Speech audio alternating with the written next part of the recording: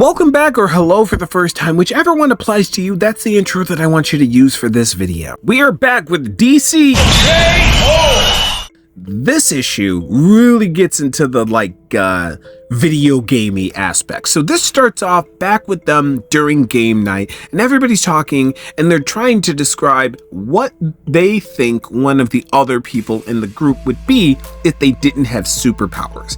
So Wonder Woman gets told that she would be a tour guide. Batman, he'd be a doctor. And Clark, they said that he would be president. But he doesn't believe that. He doesn't want to be a politician. If he couldn't be a reporter, if he couldn't be Superman, I don't know. So this cuts back over to our heroes waking up basically on this new battleground. And they're being told, "Welcome to the second challenge. I speak as the Heart of Apocalypse, the Game Master, to become the King Omega in this new universe." The Heart of Apocalypse goes on to explain that scattered throughout the arena are 16 items. Now there's 32 of them, which means that there are not enough for everyone. So that means that once every single item is collected, then those will be the winners and they will just be moved on to the next round, right? 15 items that they're all fully aware of, and then there's one secret item, and it just tells them, go. So they shoot off, and Lex takes off first and Superman follows off behind him. But before he can, keep chasing Lex, he shoots back and makes sure that he slows down some of the other villains because he doesn't want any of them to win. So this is where we switch over to the Adams Belt, where Diana and Etrigan are fighting, and they are going back and forth, battling, and then Giganta says there's only room enough for one big girl in this challenge, but then another voice behind her says, "You call that big?" And it's, of course, the Joker, who did grab the Adams Belt and is now standing up much taller than her. And then she's saying, "Joker, we're on the same side. What are you doing here?" And he said, "Oh yeah, I forgot." And then just steps on her. And then he grabs 3 more people and just eats them. But now over at the Godkiller sword, we got Plastic Man and Metamorpho, which Metamorpho takes out Plastic Man by becoming a boiling hot version of the exact composition that he is, and he's able to melt him. But before Metamorpho can grab the sword, Starro runs in and he's about to grab the sword. But before he can even grab the sword, Jay Garrick the Flash runs through and he grabs the sword, which the entire time I was like, I don't understand why the Flash isn't just running, grabbing one thing, and then just circling the map. But speaking of the Flash's powers, we have Guy Gardner, the Green Lantern, coming up on the Flash ring. And he's like, you know what? There's never too many rings that you can have, right? And he gets hit in the head with a giant hammer because it's Harley Quinn. And she's like, Ivy's gonna love this. And she puts it on and Harley Quinn has the powers of the Flash now. And now we cut back over to Clark beating the brakes off of Lex. Now, if you've been following the pages of Superman, you will know that Lex got transported to the Phantom Zone.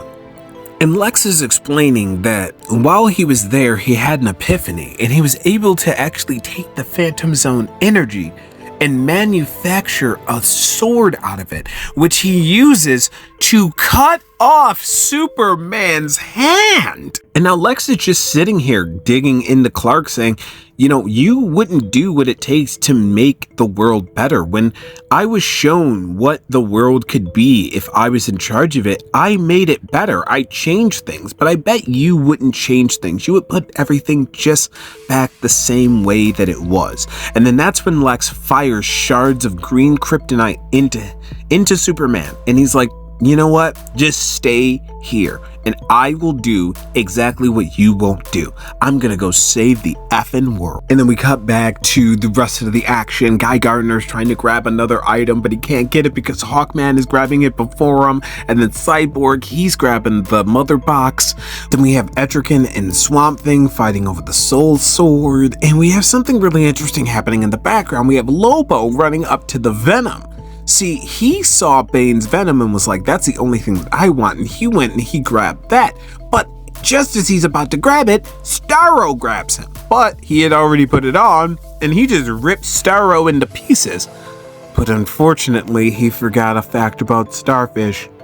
they regenerate. So he ripped up Starro and made a bunch of Starros. And Starro attaches to everybody. Jay Garrick, Power Girl, Diana. And then they just start attacking everybody, making sure that they all can't get the different items. And that's when Diana starts to fight Zatanna, and Zatanna is trying to do spells, Starro saying that cosmic starfish are immune to your magic, but Zatanna wasn't actually trying to separate them.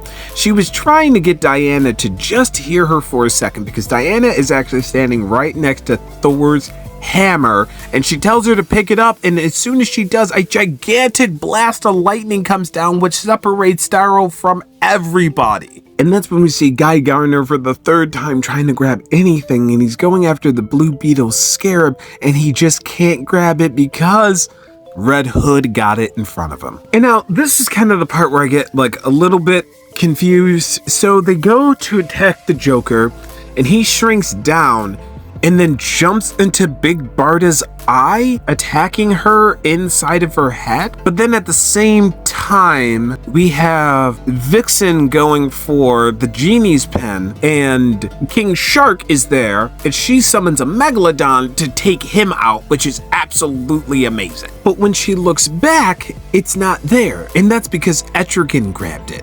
And at that moment, Zatanna pulls the Godkiller sword to her hand. So then we cut back over to Luther, and he's going for the power rings, and he gets hit with the entire construct of the Fortress of Solitude by Star Sapphire.